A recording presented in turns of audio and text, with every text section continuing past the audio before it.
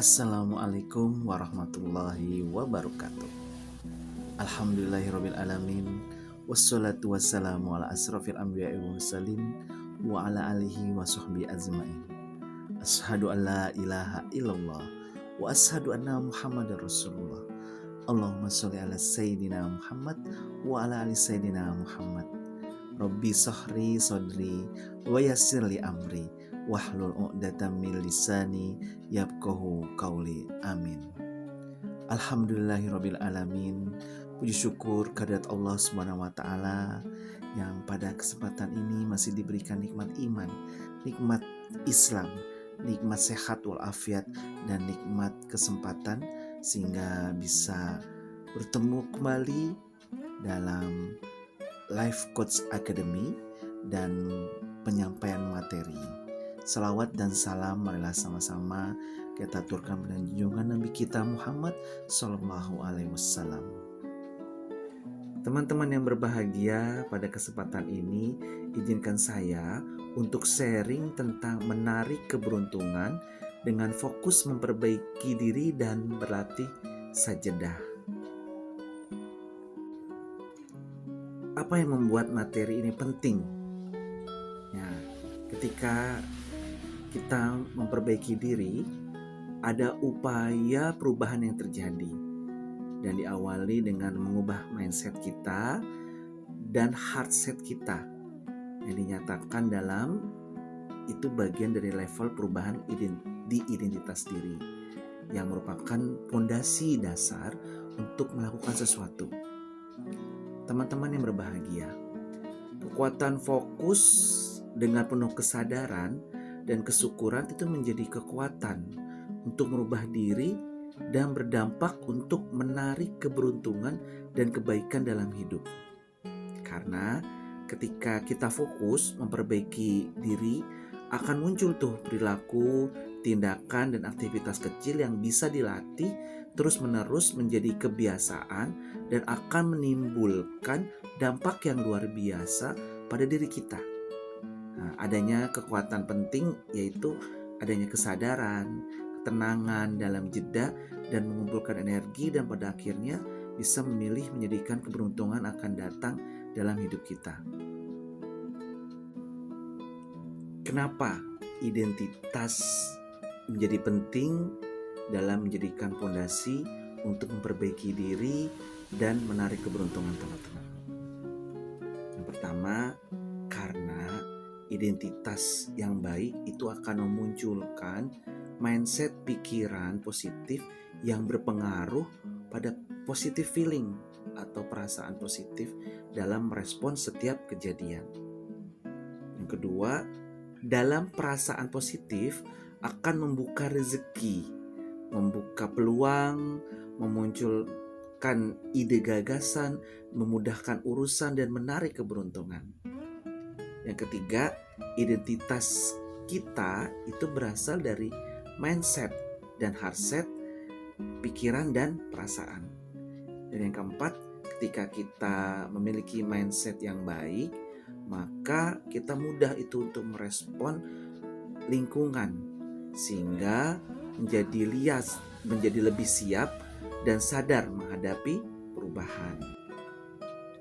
Untuk menarik keberuntungan, teman-teman perlu melakukan perubahan yang kekuatannya yaitu fokus memperbaiki diri kita. Dan perubahan yang baik itu justru berawal dari perubahan di dalam hati. Nah, perubahan yang dahsyat itu diawali itu ada langkah-langkahnya dengan memperbaiki hubungan kita dengan Allah. Nah, kalau kita sudah memperbaiki hubungan kita dengan Allah, insya Allah tuh kita niatnya jadi hanya semata-mata untuk mencari akhirat, baik itu dengan beramal buat urusan akhirat dan memperbaiki batin kita agar bagus pula amal zahirnya. Nah, dalam proses perubahan ada tahapan tuh, teman-teman, yang perlu dihadapi. Biasanya tuh kalau dalam proses perubahan tuh ada yang namanya kaget, kemudian menyangkal, ada yang namanya frustrasi atau marah, sedih. mencoba mengerti sesuatu, kemudian mulai mengambil keputusan dan menerima perubahan itu. Jadi langkahnya bertahap gitu ya, sampai nanti ada tabelnya yang bisa teman-teman lihat, dan semua itu perlu kita terima, akui, izinkan, dan dipeluk. Maksudnya itu dirasakan dalam batin kita. Jangan sampai kita mengabaikan, menyangkal, menekan, atau melawan perasaan itu. Teman-teman yang berbahagia, jadi ada kurva namanya kurva Kubler-Ross curve, yaitu kurva respon dalam menanggapi suatu perubahan. Nah, penjelasannya adalah ketika energi kita lagi shock ya, jadi itu biasanya kita kaget saat ada kejadian yang tak terduga dan tak diharapkan. Jadi yang pertama dengan kaget. Yang kedua denial. Apa itu denial? Denial itu menolak, terus tak terima dan tak mau percaya. Jadi energinya gimana ketika kita denial? Yaitu energinya pasti menyangkal dengan pikir-pikir rasionalisasi terus gitu ya. Kemudian yang ketiga ada yang namanya frustrasi. Frustrasi itu yaitu marah dengan keadaan mengeluh, mengutuk takdir yang sudah ditetapkan olehnya. Kemudian setelah ada frustrasi itu udah kurvanya udah mulai turun tuh, dengan adanya udah mulai depresi. Itu mulai ada rasanya sedih, kehilangan semangat hidup, dan putus asa. Kemudian setelah depresi biasanya itu udah mulai bangkit, tadinya udah siklusnya naik turun depresi sampai ada fase eksperimen, yaitu dimana dia harus coba untuk menyesuaikan diri dengan keadaan. Kemudian udah mulai ambil keputusan, yaitu memutuskan bahwa kehidupan itu harus terus berlanjut. Dan yang terakhir adalah puncaknya adalah acceptance, yaitu ridho, menerima, menyadari, dan semuanya itu pasti baik dari Allah. Oleh karena itu teman-teman semuanya, yuk marilah kita memulai dari hal-hal yang kecil untuk melakukan suatu perubahan. Dari yang kecil, dari yang sederhana, namun karena sering diulang-ulang terus, akhirnya jadi menyebabkan habit atau kebiasaan. Nah, kemudian selanjutnya adalah setelah kita mengulang-ulang suatu perubahan nih, ada salah satu cara untuk memenangkan perubahan itu atau mensukseskan perubahan itu adalah dengan merubah inner game kita. Dan metode yang digunakan di Life Coach Academy adalah sajadah yang bisa kita manfaatkan bersama-sama, yaitu misalnya sajadah itu sadar, jeda, dan pilih. Pada fase sadar teman-teman, apa yang terjadi? Nah, pada fase sadar yang terjadi adalah ketika muncul tadi itu perubahan emosi dalam diri kita, marah, sedih, takut, cemas gitu. Nah, kita tuh nggak boleh tuh dilarang untuk menyangkal, mengabaikan, melawan, dan menekan. Tapi kita dengan sadar, dengan keikhlasan harus berusaha untuk mengenali, mengakui bahwa emang ada lintasan-lintasan perasaan dan ada perasaan yang muncul dalam diri kita, dan izinkan rasa itu muncul. Kita perlu kita rasakan bahwa itu bagian dari proses perubahan. Yang berikutnya adalah setelah sadar, karena di dalam proses sadar itu yang muncul tadi ada anger. Biasanya tuh muncul perasaan-perasaan marah, dendam, sakit hati, dan kebencian. Atau mungkin perasaan sadness, kesedihan, kecewa, duka, dan luka batin, dan depresi, dan fearness, ketakutan, kecemasan, khawatir, dan anxiety. Dan 3 ini adalah merupakan induknya dari semua emosi-emosi yang terjadi ketika kita mengalami perubahan-perubahan dalam hidup kita. Jadi ada anger, ada marah, sedih, dan ada fearness atau ketakutan dan kecemasan. Berikutnya jeda teman-teman. Apa itu jeda? Jeda itu kita perlu berhenti atau menunda respon yang spontan. Jadi dengan cara berpikir dahulu sebelum kita melakukan tindakan. Atau yang kedua dengan juga melakukan latihan relaksasi dengan tarik napas dalam-dalam. Hitung napas itu 1 sampai 10 ketukan atau 1 sampai 30. Dengan kita melatih mengelola tempo napas kita, itu membuat irama detak jantung kita semakin lebih tenang. Kemudian setelah itu ada namanya self reflection atau refleksi diri, atau juga dikatakan sebagai tafakur atau merenung. Nah, posisi self reflection itu di Islam itu, di agama kita sudah banyak yang melakukannya dan sudah ada. Apa itu? Yang kita bisa lakukan adalah dengan jeda, itu dengan doa, sholat, dan Quran.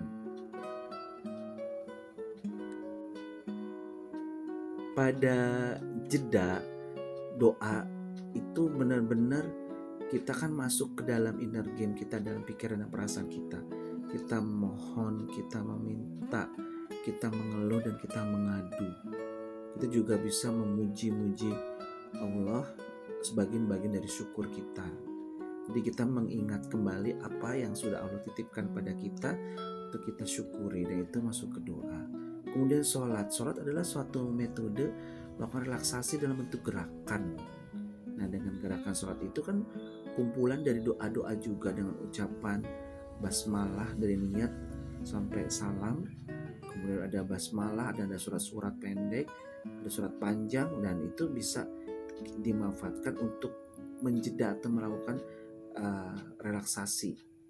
Kemudian ada Quran ada berisi kisah-kisah teladan yang kita ikuti, bisa kita ikuti. Nah, itu juga membuat jadi refleksi dalam diri kita ketika kita ada masalah. Bahkan ketika kita ada masalah, kita istiqoroh dengan Al-Quran, dengan membuka Al-Quran sembarangan dan membaca tahu dan kemudian membuka Al-Quran sembarangan, itu insya Allah akan memberikan jalan keluarnya. Berikutnya adalah pilih. Nah, apa tuh yang dipilih pada sajadah ini? Yang dipilih adalah pikiran kita. Pikiran itu memberdayakan atau tidak memberdayakan, manfaat atau tidak manfaat, maka itu segera dipilih. Biasanya sering terjadi adalah lintasan-lintasan pikiran-pikiran yang justru melemahkan ya. Tapi dengan kekuatan doa, dengan kekuatan silaturahim, dengan tambahan pengetahuan, wawasan terdahulu, kita bisa belajar bahwa banyak loh strategi-strategi yang bisa kita gunakan untuk mengelola pikiran dan perasaan kita. Kemudian ucapan. Nah, biasanya ucapan itu kembali lagi sifatnya spontan.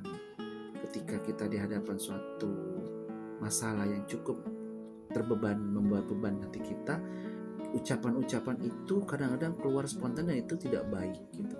Nah, kesadaran untuk mengelola ucapan-ucapan itu menjadi hal baik, menjadi sesuatu yang harus kita pilih bahasanya, ucapannya, dan sampaikan dengan bahasa penuh cinta kasih dan penuh dengan doa. Kemudian berikutnya adalah tindakan apa saja yang kita bisa pilih, yang bisa memberdayakan, menguatkan, yang membuat hati kita jadi lebih tenang, sehingga dengan tindakan-tindakan itu jadi hal yang lebih produktif lagi. Nah, ini the choice is yours, itu adalah pilihan itu bergantung sama kita sendiri, teman-teman. Jadi ada yang pilihan itu membuat diri kita berdaya dan diharapkan bukan malah melemahkan diri kita pilihan-pilihan tersebut.